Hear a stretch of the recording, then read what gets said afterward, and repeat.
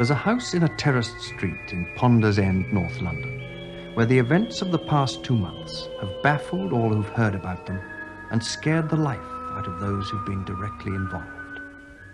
This is the home of Mrs. Peggy Hodgson and her family. At the moment, the children are being looked after by relatives because Mrs. Hodgson is ill in bed. The sequence of bizarre happenings which unfolded round these children and their mother in September have made the walls of the house rattle with the impact of flying objects and the sound of mysterious knockings.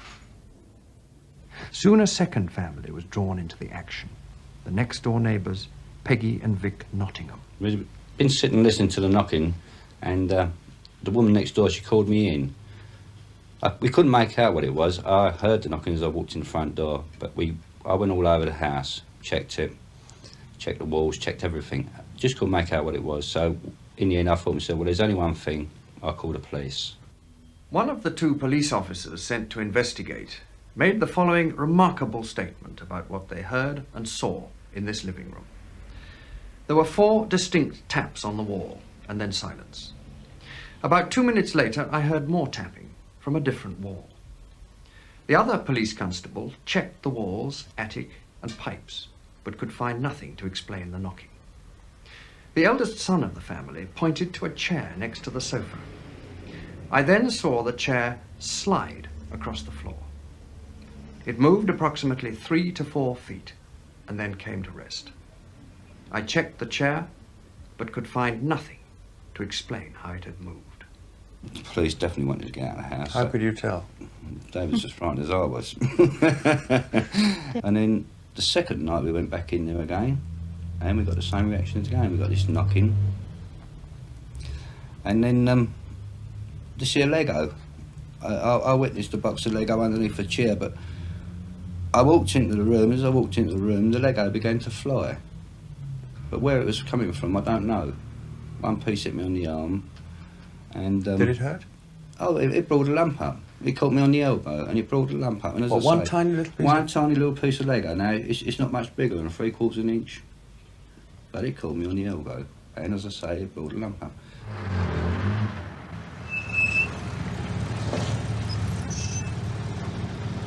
In the absence of a law against chairs that move on their own, the police were powerless to act.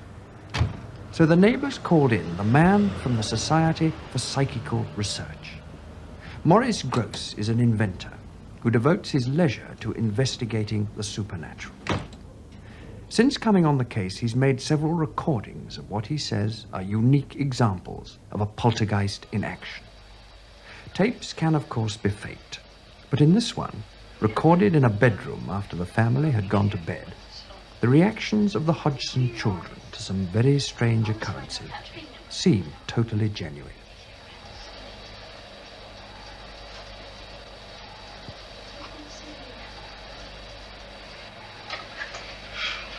All the lights gone out. Oh!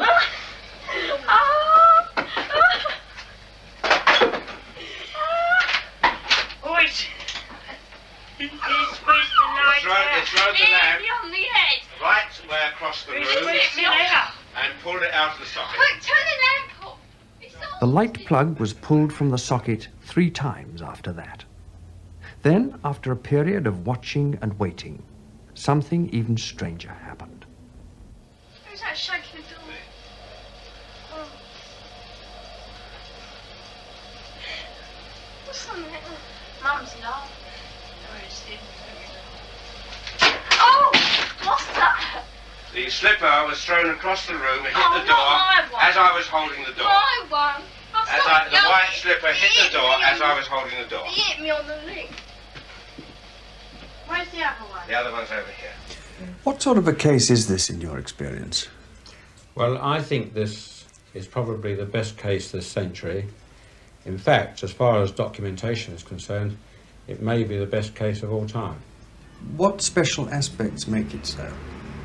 Well, the entity itself has been very, very violent at times, and of course the witnesses and the documentation have been excellent. The violent things I've seen happen are the the furniture moving, the furniture being thrown upside down. In fact, one night I was standing here, there were about 11 or 12 people in the room, and I was standing talking to one of the members of the family, and in front of the settee, and the settee went straight up in the air and turned upside down, right in front of me, no more than a foot away from me. What particular tape stands out in your mind? Well, I think one particular tape that stands out in my mind is the incident where I was communicating with it quite a long while, very seriously, and then something happened which was very funny indeed. Knock. 1 for no and 2 for yes. Are you a male spirit? 1 for no and 2 for yes. 2. There's 2. You are a male spirit. Did you used to live in this house?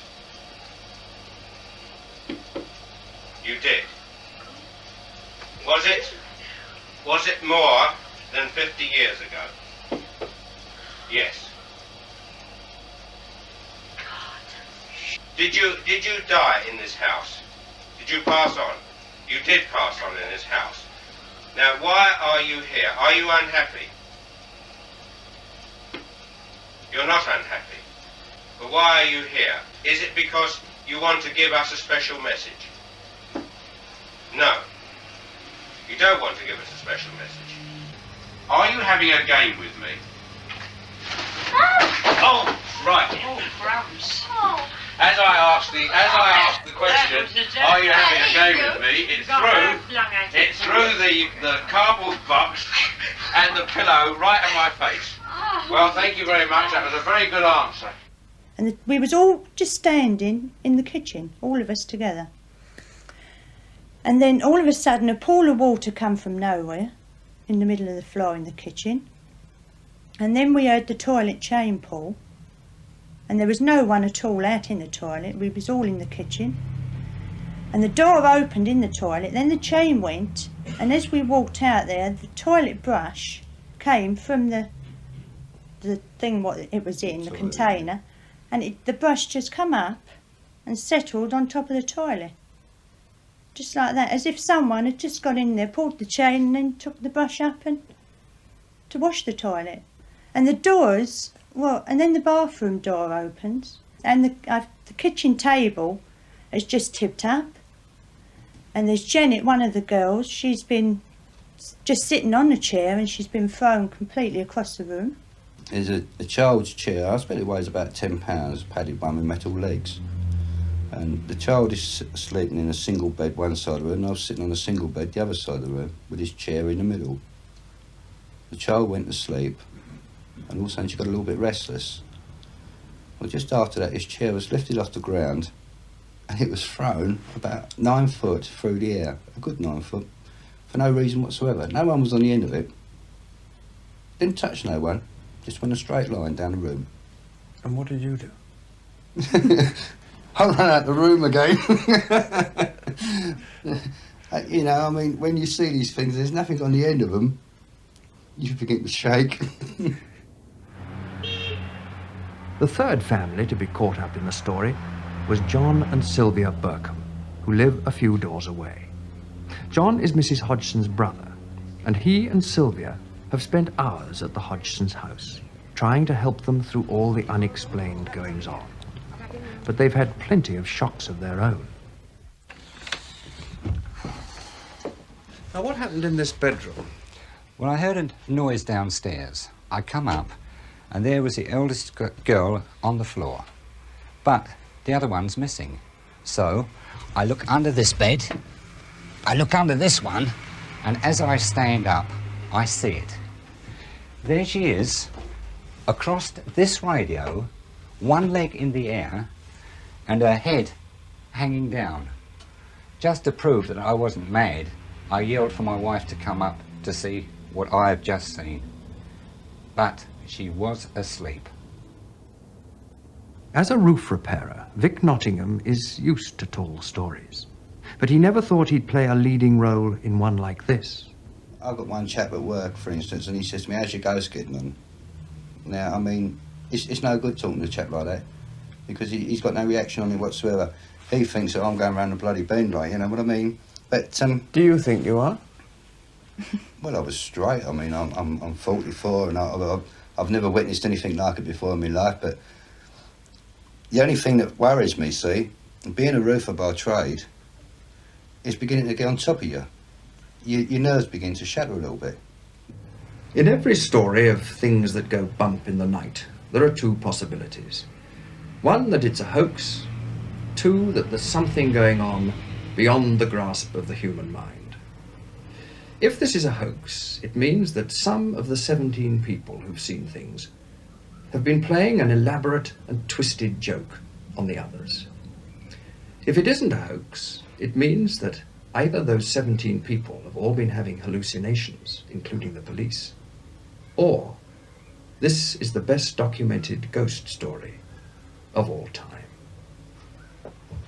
Can you tell me why you are upsetting this family? Is it because you enjoy doing it? You do enjoy doing it. Well, I suggest that now you've got... Now, what does that mean? Why have you done 3 knocks? Now, I ask you the question again. 2 knocks for yes, and 1 knock for no. Now,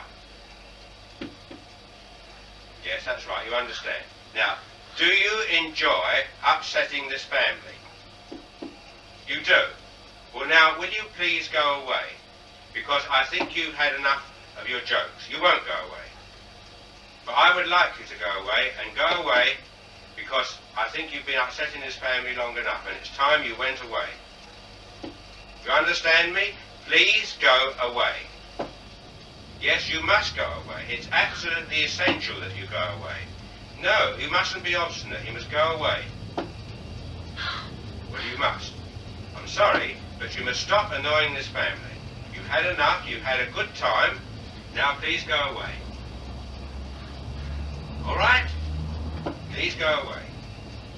I can't say any more to you now. Goodbye. Goodbye.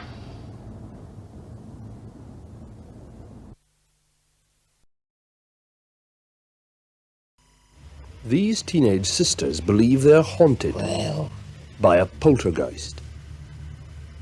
I was going to ask the same question as I asked earlier. How many voices are there? 600. 600 the voices. I know the joke. How many really are there, Margaret? I think so far we've had 10 3. Sensible voices, but the rest of the names are absolute rubbish.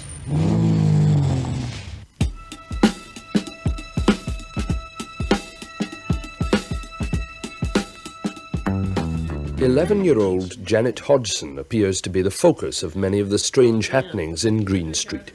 But they also affect her 14-year-old sister, Margaret, and their younger brother, Billy. One of the first manifestations was when Lego bricks began to fly at high speed around the living room.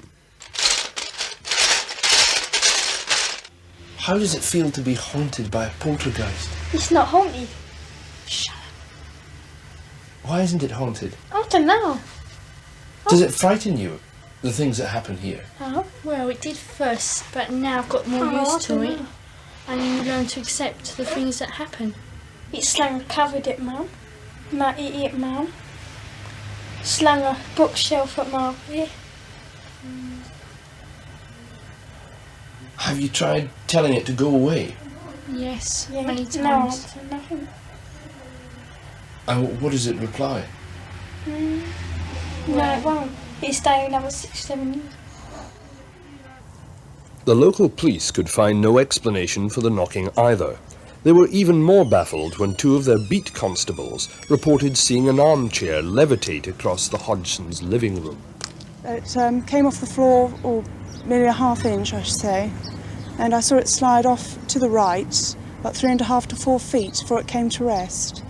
I checked to see whether or not it could possibly have slid along the floor. I placed a marble on the floor to see whether or not the marble would go in the same direction as the chair did, and it didn't roll at all.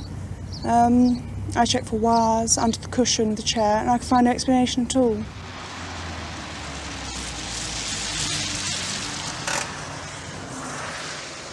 Maurice Gross is an electronics engineer and an investigator for the Society for Psychical Research. Over here was Janet, and over here, in this bed here, was Margaret. It was in the same bedroom a month later, with all the family present, that Maurice Gross first challenged the poltergeist to talk. And this was actually the result. You'll hear here the whistling first of all, and then the barking. And here is this noise.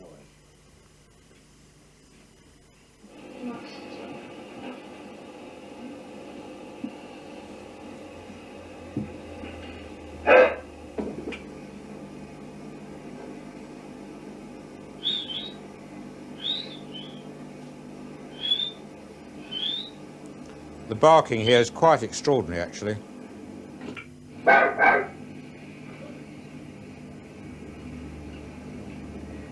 We got a dog in here. I then said to it, you can whistle. I then, as I said on the tape here, I then said to it, if you can whistle and bark and groan, then you can talk. And I asked it to actually say my name. Oh, Johnny. Well, just a minute. Right, we'll try again. I want you to call out my name, my complete name, Maurice Gross. See if you can do that.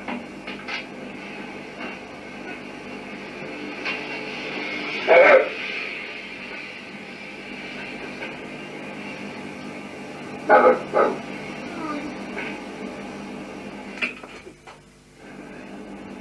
Very good. Let me hear you say my name again. Come on, let me hear you say my name.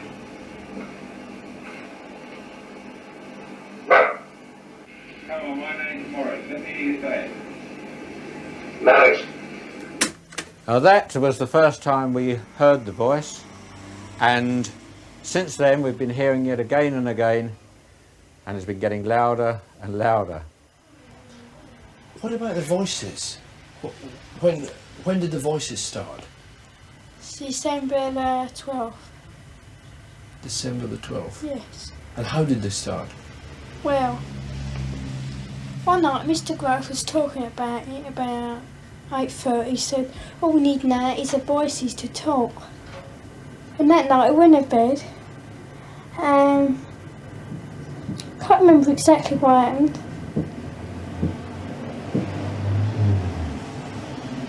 And what's that knocking?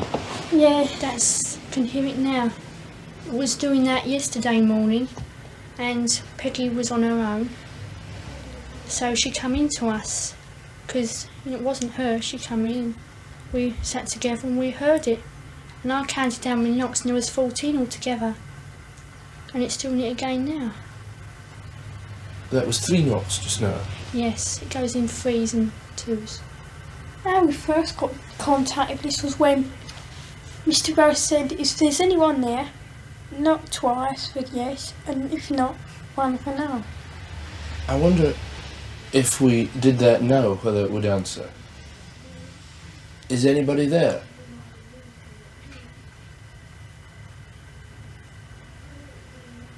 Is anybody there?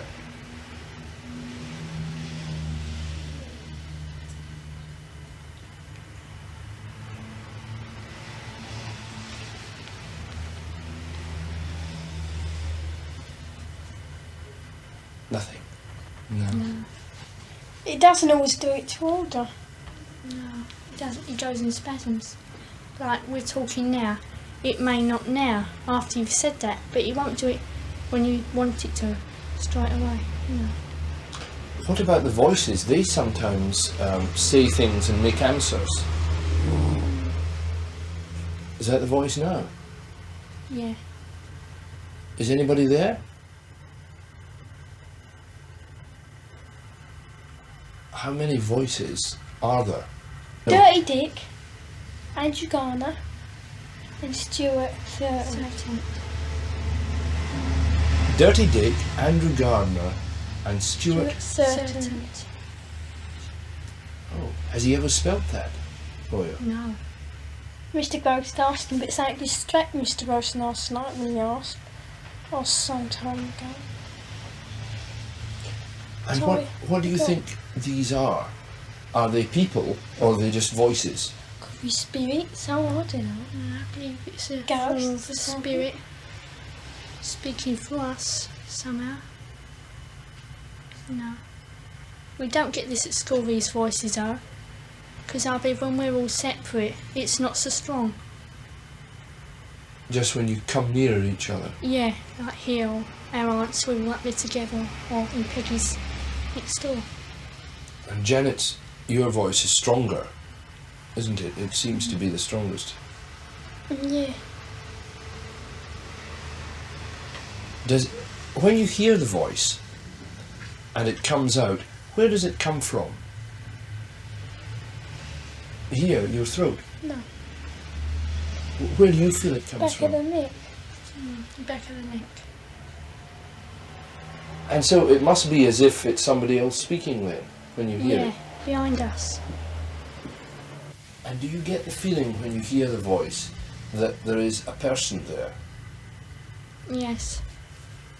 Yeah. And do they tell you much about themselves? Not really, no.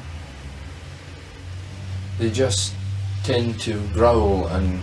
Play around and sort of joke and be silly. No. I wonder, do you think there's anyone there just now? Yeah. I do. Who's that? What? Who's that, Janet? Pardon? Stuart Certain. Stuart Certain, and he's one of the voices. Yeah. Why do you think he comes and speaks through you? To annoy us. Does he ever say anything nice? Well. Don't know really. Shall we Says- try and speak to him? No. We'll see if he'll speak to us. Yeah. Is anybody there? No. Who's there? Doctor Who. Doctor Who?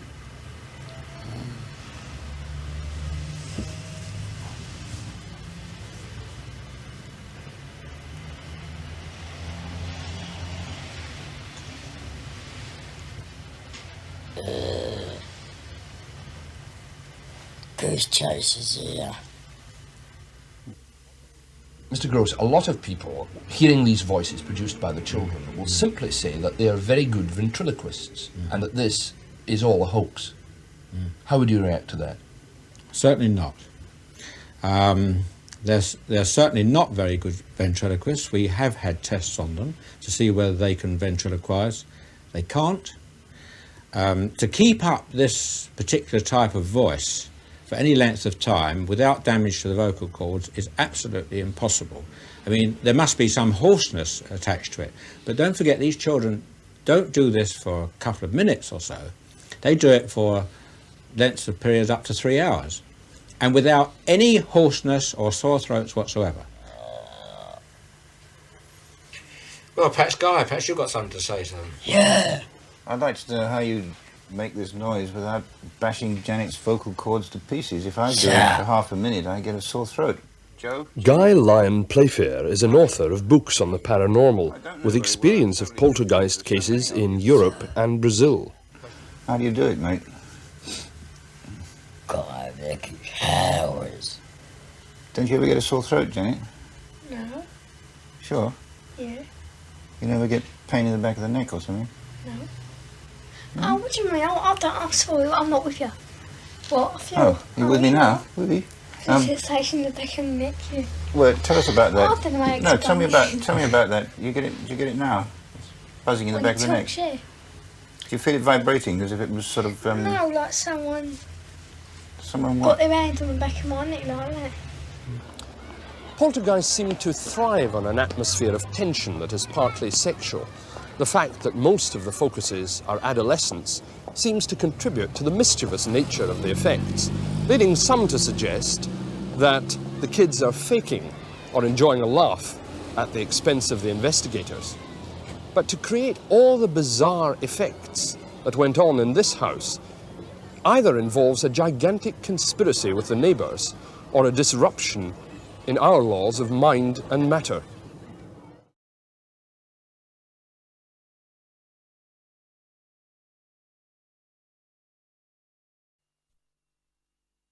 I'm invisible. I'm invisible. You're invisible? Why are you invisible? Because I'm a G-H-O-S-T. Because I'm a G-H-O-S-T. Yes, he had quite a sense of humour. He also used to swear a lot as well. I'm Maurice Gross, and I'm one of Britain's leading psychic investigators. I'm 76 now, and still on the trail of ghosts and poltergeists.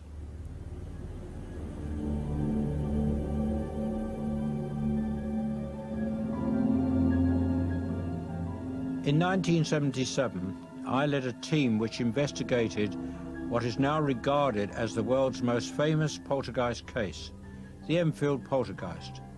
It became world headlines at the time, mainly because of the strange, gruff voice that came from a girl called Janet.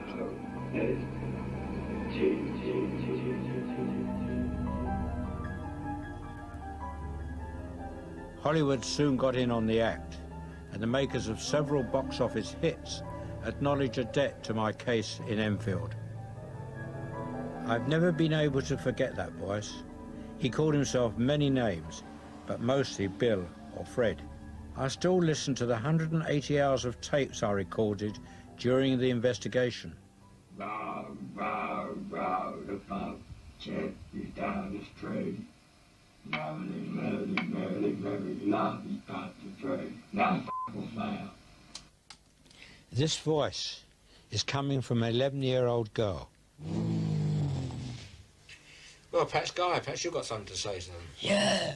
I'd like to know how you make this noise without bashing Janet's vocal cords to pieces. If I do it for half a minute, I get a sore throat.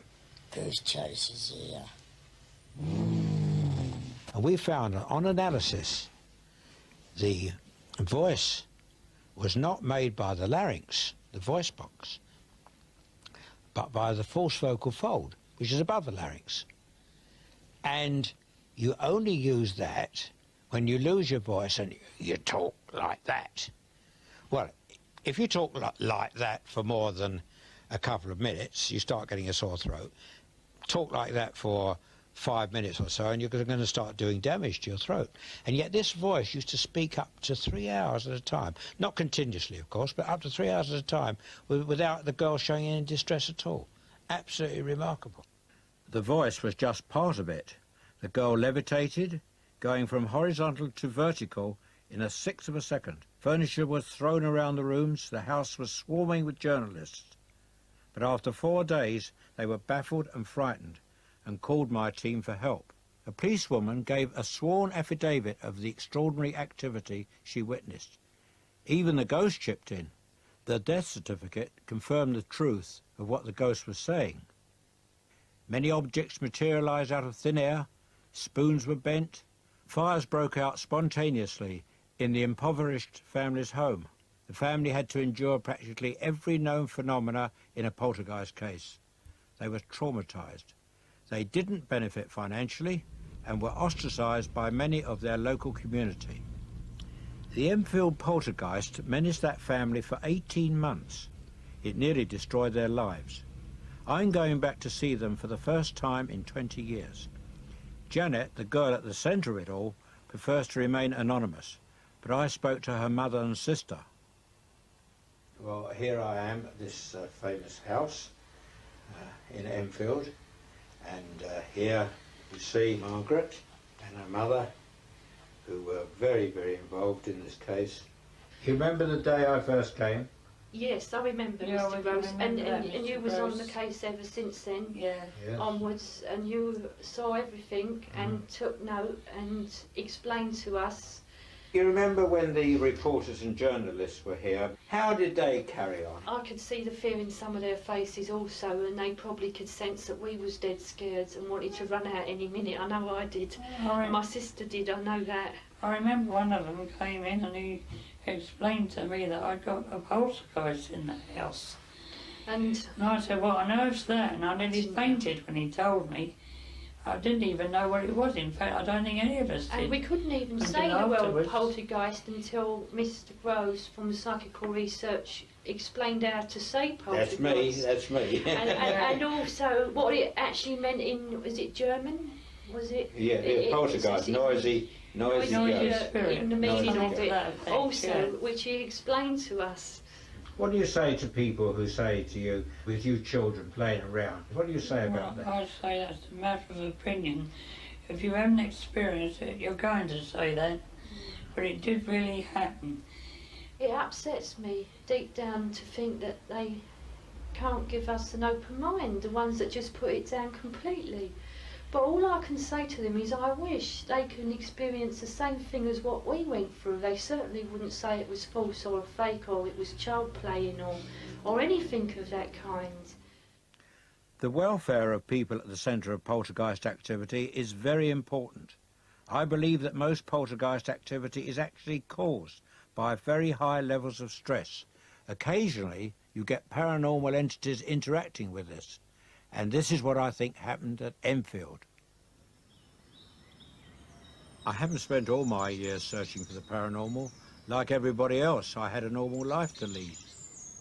When I left school, I was a commercial artist. I did 2 years apprenticeship. You can see on the pictures on the wall, well, actually they are my pictures that I have done. I turned into quite a good commercial artist, in fact. But then the war was looming, and I joined the Royal Artillery, super heavy guns. We had to make a hasty retreat back to Dunkirk, with of course thousands of other troops. And we were bombed and blitzed to hell there. It really was rough going. I suppose I was one of the reasonably lucky ones. I got off on a destroyer. I met Betty at a tea dance in Marble Arch. Always very taken with her right from the word go. And it was on a Sunday, and I met her on the Sunday, proposed to her on the Thursday, and in 10 weeks we were married. Because everybody said at the time, oh, these war marriages, it would never last, it would never last. Well, I don't know, perhaps it won't. I mean, it's only 51 years now, so I suppose. I think I can say it lasts. Right. We've had a good life.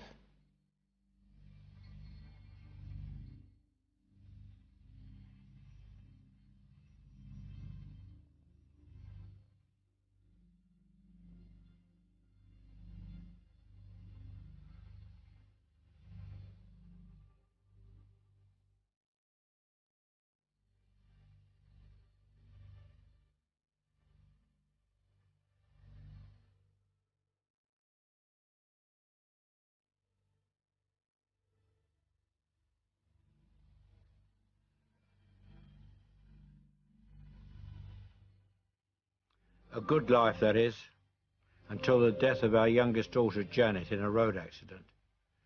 Betty and I believe that Janet tried to contact us after her physical death. You might believe that was just our way of dealing with bereavement, but it was a turning point in my life. I decided to carry out serious research into the paranormal and join the Society for Psychical Research. This is now my psychic HQ. The Society is the world's leading centre for the scientific study of the paranormal. I'm the chairman of the Spontaneous Phenomena Committee.